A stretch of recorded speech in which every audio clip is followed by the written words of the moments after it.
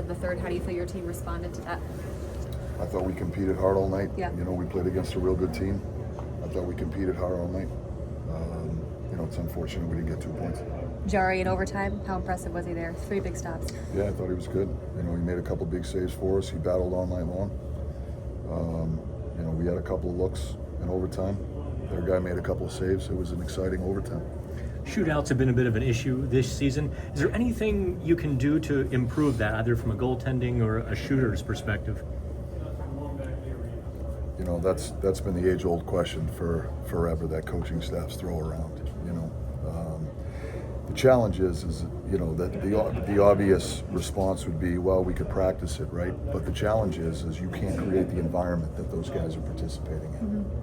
When you put 18,000 people in the stands and you got to go down, it's very difficult to simulate that circumstance. So I've tried it a million ways to Sunday to try to get better at it on, you know, just different teams that I've coached over the years. You know, my experience has been, you know, you've got guys that tend to be inclined or you don't. And, you know, we've had moments, I think it tends to be streaky, you know, like, you know, there were some years where we were pretty good at it. You know, historically, our top guys have been great at it. You know, they're you know, Sid and Gino and Tanger and those guys were at 40% for the majority of their careers. Those guys excelled at it for a long time. It's not my favorite way to end a game, let's just say that. I thought you outworked them for large portions of the evening, and you've been outworking teams a lot in general lately. How much pride do you take just in the work ethic? Yeah, I'm proud of the guys. I think we're competing hard. I think our intentions are in the right place, you know. As I said to you guys, I usually say this every night, it's not perfect out there. You know, it's a game of mistakes, and we're going to make some, but we're trying to play the game the right way. We're trying to play hard. We're trying to play collectively as a group. You know, I thought we competed hard all night long. Our first period, I thought, was terrific.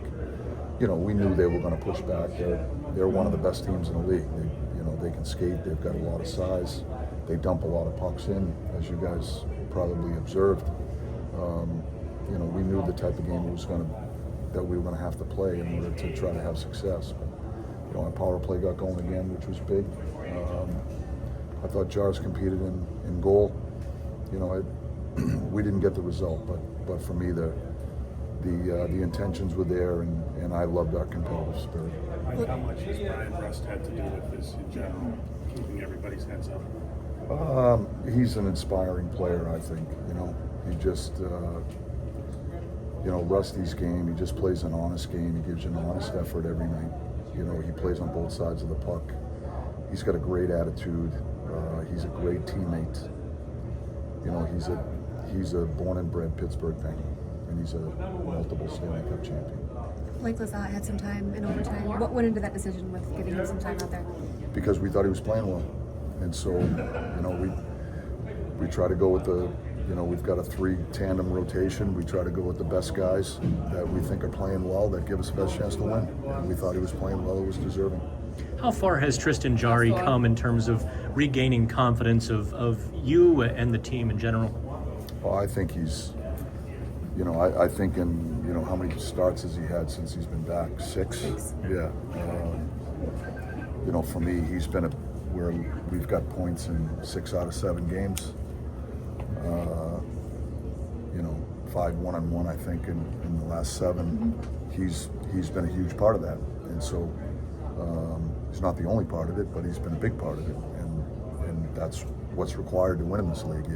If you don't get timely saves, it's hard to win, and Jars has been giving that to us. I think since he's been back, he's been a semblance of himself. As I said to you guys, we believe when he plays up to his capabilities that he's a legitimate #1 NHL goalie, and he's got a big body of work to suggest that. And so since he's been back, I think he's, you know, he's playing an instinctive game. You know, he's not overthinking it. He's trusting his instincts.